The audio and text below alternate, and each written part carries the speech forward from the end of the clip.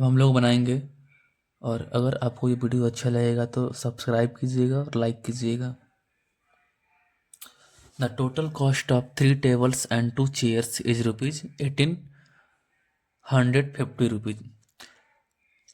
3 table और 2 कुर्सी का जो दाम है वो 1850 है।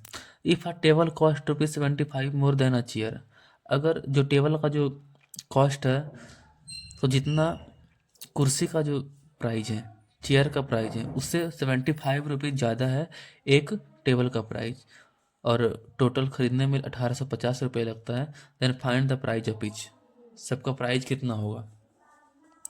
तो सोल्यूशन करने के लिए ये लिखेंगे, लेट द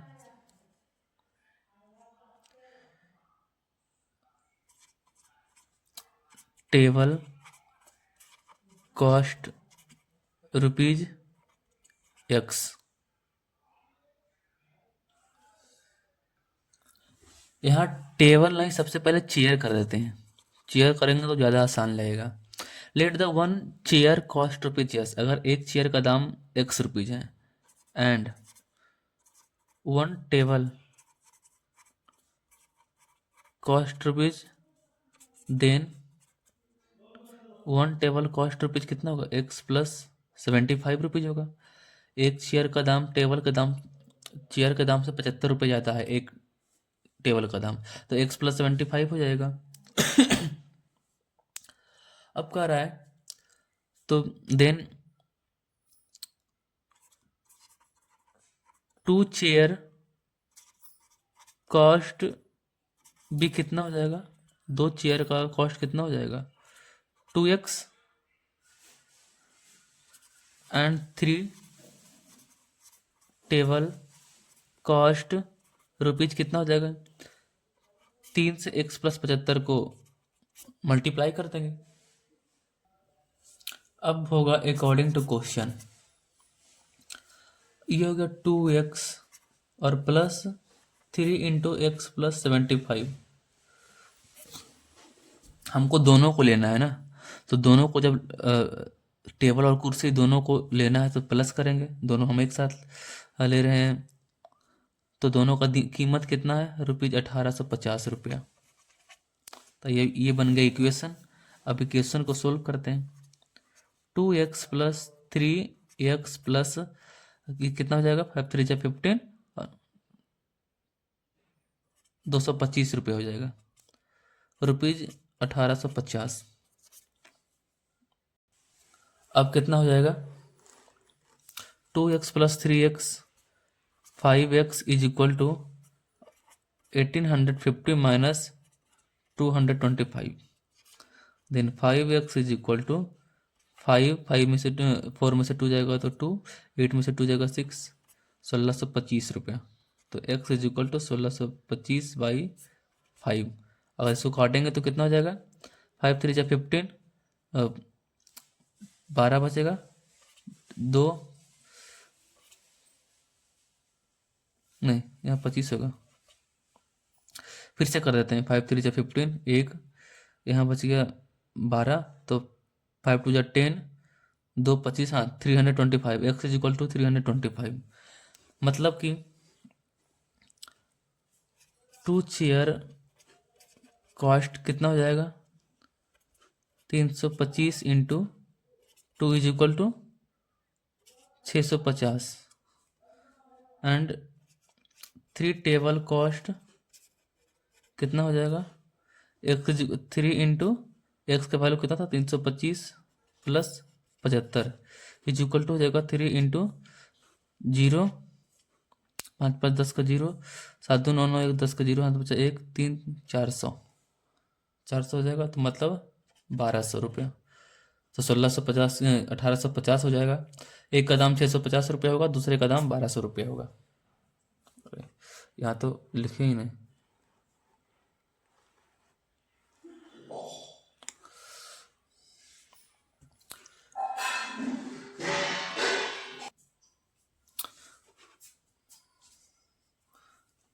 इतना हो जाएगा 325, यहाँ से इसको काट कर इतना लाए 325। 2 चेयर कॉस्ट रुपीज कितना हो जाएगा, 325 × 2, क्योंकि x का वैल्यू x 2x था चेयर का, तो 2x करेंगे तो 650, मतलब कि एक चेयर का दाम कितना होगा, 325 रुपया, और एक टेबल का दाम कितना हो जाएगा, 400 रुपया। 325 और 400, और जब 2 से गुना करेंगे तो 650 होगा, और इसको 3 टेबल था ना, तो 3 × 4 1200 रुपया होगा। तो 400 और 325 इसका आंसर आएगा। एक टेबल, एक चेयर और एक टेबल का दाम 325 रुपये और 400 रुपये। Question number 26, a man sold N articles for ₹495 and gain 10% on it.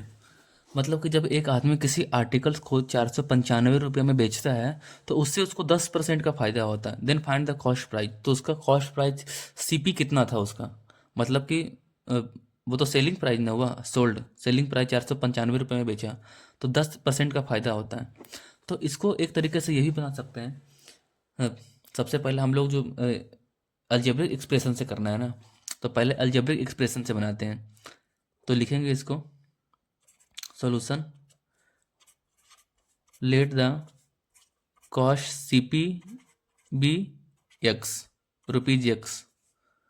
अच्छा, कॉस्ट प्राइस हमारा एक्स है, तो ये कह रहा है कि कॉस्ट प्राइस जब एक्स होता है और एक 495 रुपया, मतलब क्या हुआ कि जब कॉस्ट प्राइस जितना भी था उसमें 10% ज़्यादा बढ़ा कर बेचा, तो 495 रुपया उसको में बेचा हुआ, तो उसको 10% का फायदा हुआ। कहने का मतलब यही है ना कि सीपी में जब 10% जोड़ दिया तो 495 रुपये में बेचा, तो 10% का फायदा होता है। मतलब कि अगर एक्स में हम एक्स का 10%, एक्स का 10% अगर हम जोड़ेंगे दोनों मिलाकर, तो 495 रुपया होगा। इस कॉस्ट प्राइस ये था, और कॉस्ट प्राइस का 10%, मतलब एक्स का 10%, दोनों को जब मिला देंगे तो 495 रुपया हो जाएगा। समझ में आया? तो अब इसको कर देते हैं, एक्स प्लस 0 से 0 कट गया, x/10 = 495। तो इसको करेंगे तो ये हो जाएगा 10x प्लस x = 495। तो ये कितना हो जाएगा, 11x/10 = 495, देन x = 495 × 10/11। 11 से ये कट जाएगा, एक 44 और 55, 45। एक्स इक्वल टू कितना हो जाएगा, 450 रुपया। मतलब कि सीपी जो है वो है 450 रुपया। और एक दूसरा जो फार्मूला होता है कि हमको सीपी निकालना है, तो सीपी इज इक्वल टू के गेन परसेंट दिया हुआ है, गेन परसेंट कितना दिया हुआ है, 10%, 10% दिया हुआ है गेन परसेंट। तो सीपी निकालने का फार्मूला एक ही होता है कि फार्मूला होता है वो कि 100/100 प्लस गेन परसेंट, ये फार्मूला होता है, इंटू एसपी।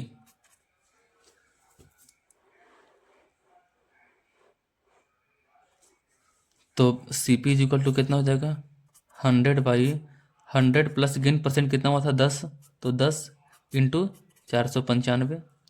तो सीपी इज इक्वल टू कितना हो जाएगा, 100/110 into 495।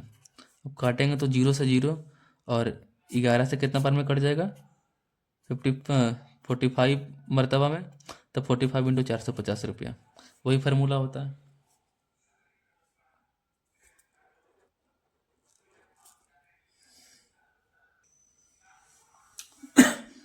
Question number 27, the length of a rectangular field is twice its breath. Rectangular field का जितना भी ब्रेथ है, तो लेंथ उसका कितना है, दुगुना, ब्रेथ का दुगुना लेंथ है। If the perimeter of the field is 150 metre, find the length and breadth. तो इसको सोल्यूशन करेंगे, तो लेट द ट्वाइस, तो रेक्टेंगुलर लेंथ ट्वाइस है ना, ब्रेथ, तो ब्रेथ को सबसे पहले लेंगे, let the breadth of the rectangular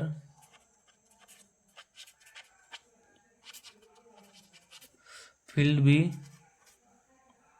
x, then its length भी ट्वाइस है तो 2x, लेंथ x और ब्रेथ 2x हो गया। और रेक्टेंगुलर का जो पेरीमीटर होता है निकालने का फॉर्मूला क्या होता है? 2 × L + B, length plus B, ये होता है। पेरीमीटर निकालने के लिए 2 × L + B होता है। तो लेंथ कितना है? 2x प्लस ब्रेथ कितना है? x। और दोनों का और पेरीमीटर निकालने का फार्मूला ये होता है। और पेरीमीटर दिया हुआ है कितना हमारा? 150। अब ये इक्वेशन बन गया। अब इसको सॉल्व करते हैं तो ये हो जाएगा 4x + 2x = 150, 6x = 150, then x = 150/6। तो ये कितना हो जाएगा? ये कट जाएगा कितना बार में? 25 बार में। तो लेंथ ब्रेथ कितना हो जाएगा? ब्रेथ भी 25 मीटर में दिया हुआ है ना,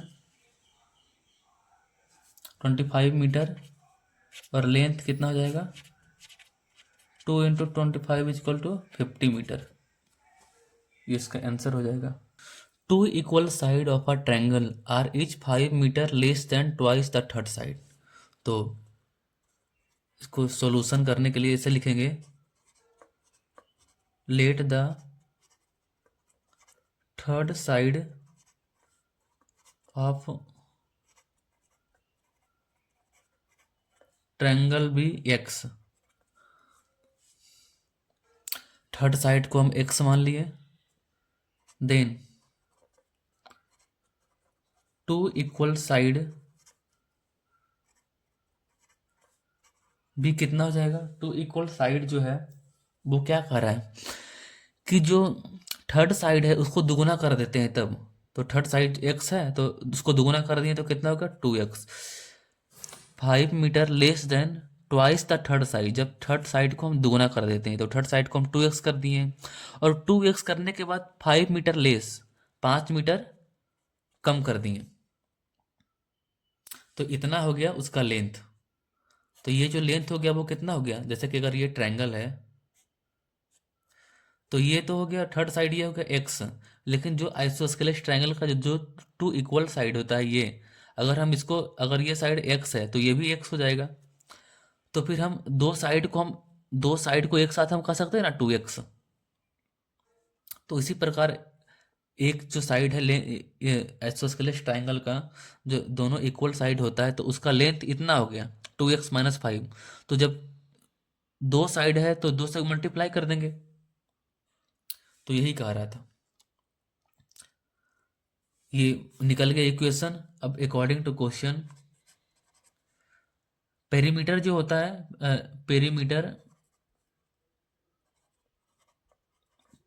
perimeter of triangle all side क्या होता है? सम ऑफ ऑल साइड। तो अगर इसको जोड़ दें, पहला साइड x हो गया और दो साइड यहाँ पे है ही है, 2 × x + 2x, sorry -5 is equal to perimeter कितना दिया हुआ है? 55, 55 दिया हुआ है। तो x + 4x - 10 is equal to 55। Then 5x is equal to 55 + 10, x is equal to 65/5,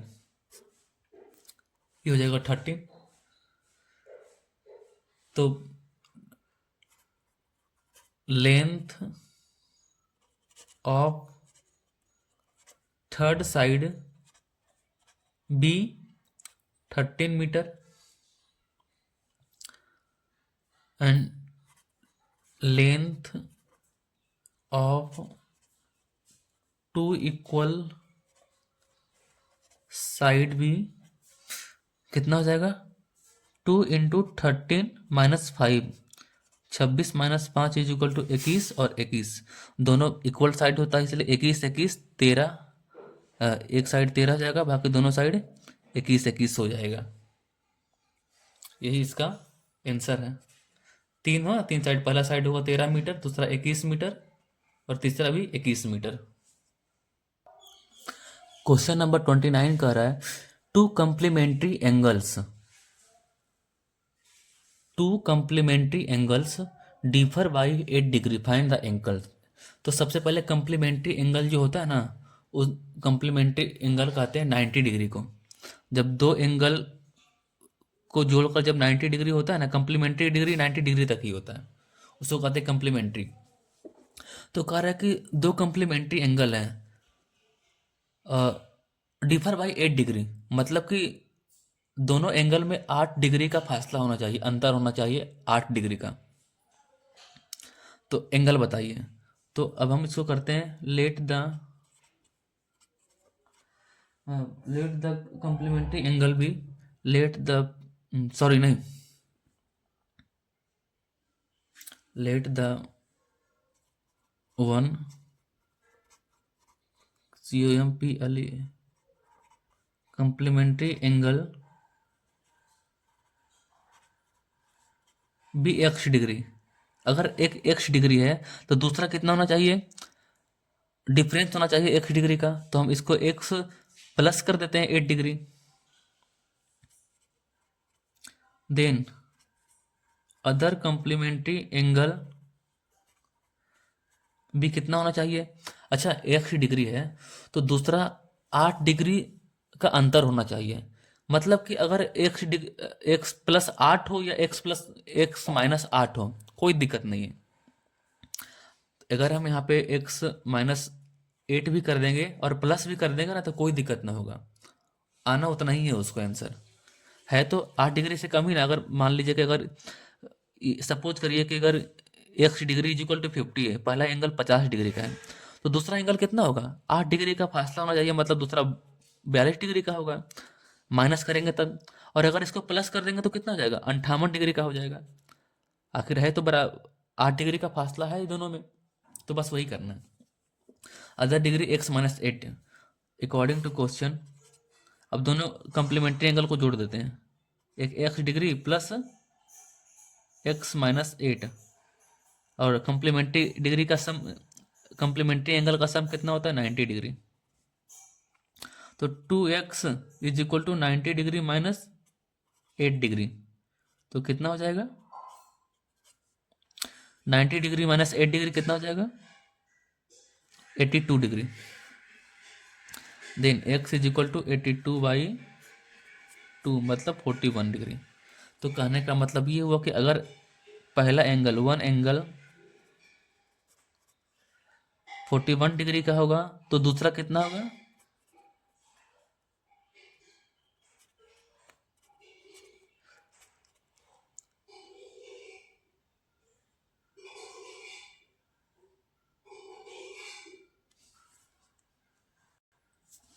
यहाँ पे एक चीज़ गलत कर दी है। यहाँ 90 डिग्री है ना, तो यहाँ पे ये माइनस है, तो इसको प्लस इधर आएगा तो प्लस हो जाएगा ना, तो इसको प्लस कर देते हैं, यहाँ पे प्लस हो जाएगा। नहीं तो अगर हम यहाँ पर भी, अच्छा इसमें एक चीज़ और समझ लेते हैं इसी के साथ, कि अगर हम सपोज करें यहाँ पे प्लस कर देते हैं, तो अगर यहाँ पे प्लस हो जाएगा तो क्या हो जाएगा, प्लस होगा तो इधर माइनस हो जाएगा। तो अब सही हो जाएगा पूरा का पूरा आंसर। अगर इसको प्लस कर देते हैं तो ये सही हो जाएगा, इधर माइनस हो जाएगा। तो पहला एंगल 41 डिग्री, तो दूसरा कितना हो जाएगा, 41 डिग्री, और प्लस दूसरा एंगल कितना, x+8 है, तो 41+8 = 49 डिग्री। तो पहला 41 डिग्री होगा, दूसरा 49, और 41 + 49 को जोड़ेंगे तो कितना हो जाएगा, 90 डिग्री। तो ये हो गया कंप्लीमेंट्री एंगल। ठीक उसी प्रकार से क्वेश्चन नंबर 30 है टू सप्लीमेंट्री एंगल। जिस तरीके से कंप्लीमेंट्री एंगल 90 डिग्री था, तो सप्लीमेंट्री एंगल कितना हो जाता है, 180 डिग्री। सप्लीमेंट्री एंगल होता है, दो एंगल का जो सम होता है वो 180 डिग्री होता है, तो उसको कहते हैं सप्लीमेंट्री एंगल। तो इसको सोल्व करते हैं कि let the one supplementary angle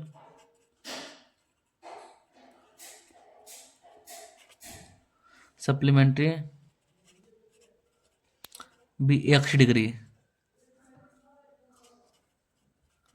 then other supplementary angle भी कितना हो जाएगा। अब इसको x+44 करो या फिर x-44 करो, क्योंकि क्या कर रहा है, डिफर कितना, दोनों में अंतर कितना होना चाहिए, 44 डिग्री का। तो +44 कर दिए। अगर एक 40 डिग्री होगा तो दूसरा, अगर एक हम सपोज करिए कि 40 डिग्री होगा, तो 40 + 44 कितना हो जाएगा, 84 डिग्री। तो 44 डिग्री का तो अंतर होगा दोनों एंगल में।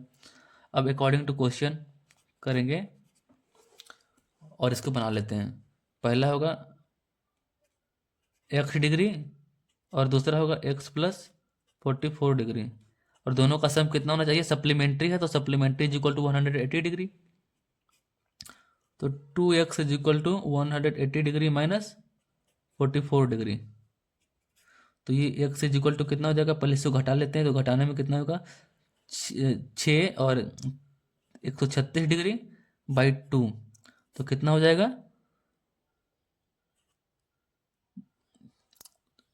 68 डिग्री। मतलब कि पहला एंगल जो होगा वो 68 डिग्री होगा, तो दूसरा एंगल कितना होगा, 68 डिग्री प्लस 44 डिग्री। तो कितना हो जाएगा, 8×4=12 के 2, 112 डिग्री। एक 68 डिग्री का होगा तो दूसरा 112 डिग्री का एंगल होगा, और ये दोनों मिलाकर इसका आंसर हो जाएगा 68 + 68 डिग्री और 112 डिग्री। और दोनों में डिफरेंस कितना होगा, देखिए 44 का डिफरेंस होगा। तो क्वेश्चन नंबर 30 कंप्लीट हो गया।